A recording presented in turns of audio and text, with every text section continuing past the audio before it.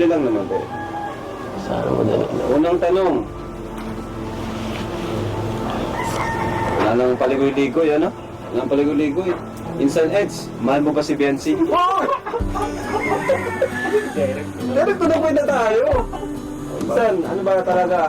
Para, ano na? Mahal mo ba tong si Biancy na nandito? Agad. Manok namin yan. Hindi na. Hindi ko na mahal yan. Ay, Kasi mahal na mahal.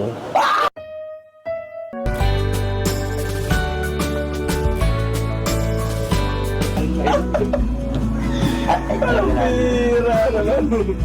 Alam niyo na pala? Alam mo namin. Hindi na pala mahal na pala. Mahal naman.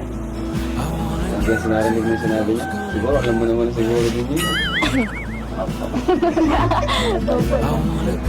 Ano naman, Biancy? Gusto mo ba sa Eds? Matagal na ko. May pagtingin ka sa akin. Alam na namin yun.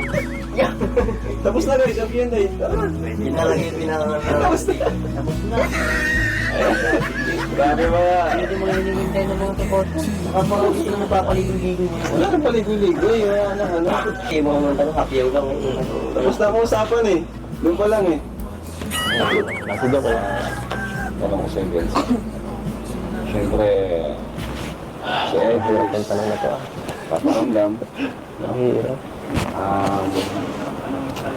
Sa ngayon ba, may pag-asa ba si Ed sa'yo? Alam niya na po yun. Alam mo na. Nalilito ako eh. Sa ngayon, Meron po. Meron talaga. grabe. Marian. May Marian. Kung hindi nga tuloy ka ako, naku, namamalik ka. Sabi, Ba't tinatuloy? wala siya dito eh. Ay, wala ka dito? Nasaan ka? Nasa SM po. May payag yan. Nagbili po ako pa. Birthday po pala bukas ni Ran. Okay. Kung nga pala, no. So, ito naman. Kunti lang naman ito. Kaya pag may naisip din kayo. Yan.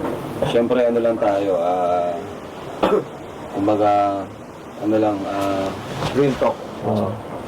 Kung naman insan, Eds, Oo. siyempre, tuwing kaharap mo si Biancy. Ngayon, kaharap mo siya. Ano yung mga pumapasok sa isip mo? Pag pinitigan mo si Biancy? Ano? Kung... wala, ano lang. Na... Masaya lang. Natutuwa ako pag nakikita ko siya. Tapos siyempre, ano, nag-aalala ko, baka may problema. Minsan pag nakikita ko malungkot gano'n. Kasi hindi siya madalas magsabi sa'yo. Hindi siya madalas. Tahimik lang din. Tahimik yan. Pag may problema siya, nag-open ba siya sa'yo? Hindi. Ba't di ka nag-open? Naiya ka sa kanya? Hindi ka nag-open sa kanya ng problema? Kanino ka nag-open? Yung mga kaibigan mo, ganun. Bakit ka nahiya kay Edo mag-open ng problema? Hira. Nag-open man kasi po ako dyan eh. Makakalimutan ako. Hanggang kahapon lang memorya ko.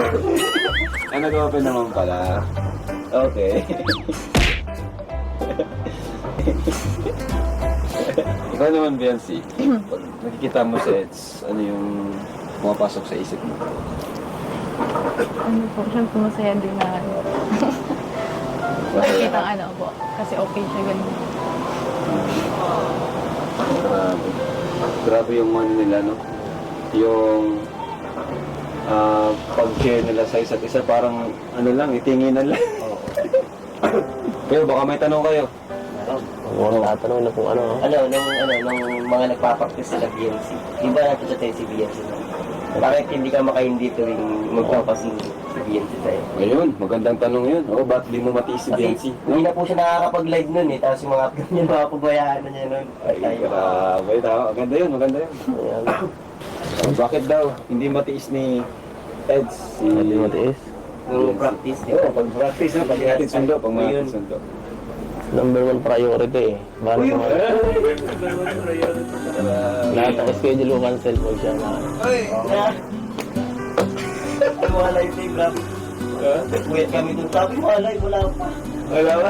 Hindi na siya nakakapag-live. Alam mo, pag di naka-live, Alam mo natin, natin yan. ano naramdaman mo, Biancy, tuwing grabe ang effort ni Edo sa'yo? Na-appreciate mo ba yun? Siyempre po. Na-appreciate mo? Gaya ng... Yung pag-ano, paghahatid po sa akin ni ano niya. Tapos, minsan ano, siya lang po siya, minsan siya po yung nag-o-offer po baga na maghatid ka. Dito malalaman natin yung mga hindi natin alam, di ba? Off-cam. Kaya request din ng mga viewers ito. Bira lang to eh. Bira lang tong makakwentuhan natin yun. Silang dalawa. Kasi napakaano talaga nila. Kumbaga ay tawag dyan, misteryoso. Mysterious couple. Sila po yung tinatawag na mysterious couple ng Kalingat. Kasi maano ka eh, hindi mo talaga alam kung ano nangyayari. Di ba? Unlike sa ibang love team, talagang open sila. Malalaman natin agad. Pero itong dalawang ito, mapapaisip ka. Di ba? Pati kayo? Mapapaisip ka. Kapag may thrill. May thrill. Kaya malito talaga kayo. May thrill. May thrill dito sa couple na to. Pero ito ang tawag ng revelasyon. Marami kasi nangyari yan tayo eh. Marami. Papasok pa lang namin. Oo nga. Para kay Eds muna. Tuwing kailan mo insan nararamdaman na may pag-asa ka kay Biancy? Siyempre minsan may pinaparamdam siya sa'yo. Tuwing kailan yun? Ano yung nagugustuhan mo ginagawa niya na parang ginaganahan ka na, ay ayos, may pag-asa ako. Simple lang, hindi naman ako siya nag-expect ng ano, pagka-regalo, di ako nag-expect ng ganyan sa kanya, ng sobra-sobra. Wala, basta maano lang, maalala lang ako. Ibang klase talaga si Biancy. Napaka saka hindi siya yung hindi siya yung pe-pressure, hindi siya nagpe-pressure. Hindi demand. Ito ba yan? Ito yan? Po. Sabi niya. Ibig sabihin na, yun nga, pag naaalala mo lang si Insan, ano na siya, parang natutuwa siya doon. Diba? Ikaw naman, Biancy, tuwing ano yung pinakagusto mo na ginagawa ni Insan, Edu, na talagang nararamdaman mo na, ay, totoo pa lang talaga yung nararamdaman niya. Parang gano'n. Pag nag-update po. Guys! I-update na, guys! Guys! Marami kayong malalaman dito. Ito, wala itong wala itong, hindi nila alam ito, yung mga tanong. Talagang organic. Ito.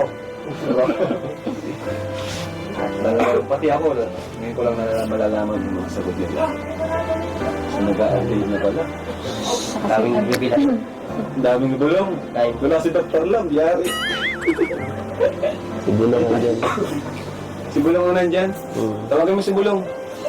O kuya, may tanong ka pa. Kay Biancy. Tanongin natin lahat na tatanong natin. Ang tanong ko kay Biancy, kapag sumasagi ba sa isip mo na magselos kay Edo kapag nakakasalamuha siya ng mga babae? Pambihira. Magandang tanong yan. Magandang tanong kung nagsaselos ka daw. Hindi ka nagsaselos? We. Sinasabi niya naman po sa kanya kung Ah! niya. Ay, updated ka ako lang. Updated nga pala. At least, okay lang tayo kapag Tiwala ka. kasama, may tiwala ka sa kanya. Totoo yan ha. Hindi ka pa nagsaselos. Kahit dun sa ano? Kung saan po. So, balikan mo naman yung tanong. Ilipat mo yung tanong kay Kuya Ed. Hindi, may parang gusto na siyang sabihin. Ano ba? Hindi ka talaga nagselos? Hindi po. Sige. Payag. Ba't di ka nagselos kahit yung sa mga yung mga ini-issue sa kanya? O yun. Bakit di ka nagsiselos dun sa mga ini-issue kay Eds? Or yung mga inaano sa kanya? Kasi ano, yun nga po, Kuya Rob. Sinasabi niya naman po sa akin kung ano yung gagawin niya. Tapos, may assurance. Assurance pala, kaya pala hindi ka nagsiselos. Ito naman. Ito yung magandang tanongin sa Eds. So, Insan, ikaw ba? Nagselos ka na ba kahit konti? Sa mga, yun, mga kung medyo malapit sa kaibigan si minsan. Hindi mo namin tatanungin kung sino. Basta, yes or no lang. Konti lang. Oh! Confirm guys! Nagselos Eds. Hindi ako nangyari. Pero okay lang eh. Pag, Siyempre, ano lang, nagselos ka pero alam mo naman yung ano mo yung agad mo wala. Saka, Baka wala pang karapatan. sa kanya, decision yun. Lalo sa kung ano. Ganda ka na. Magklase talaga si Eds. May kalayaan siya, mahal. Kung ano gusto niya gawin. So, pero kung sakaling ano ba ba, siyempre, ibang usapan na pag yung kayo na, di ba? Iba na yun. Wala na siyang, hindi ka na niya pwede yung, kumbaga, pag nagselos ka, pwede ka na magreklamo. Kasi sila na eh. Pero sa ngayon kasi, kung hindi pa,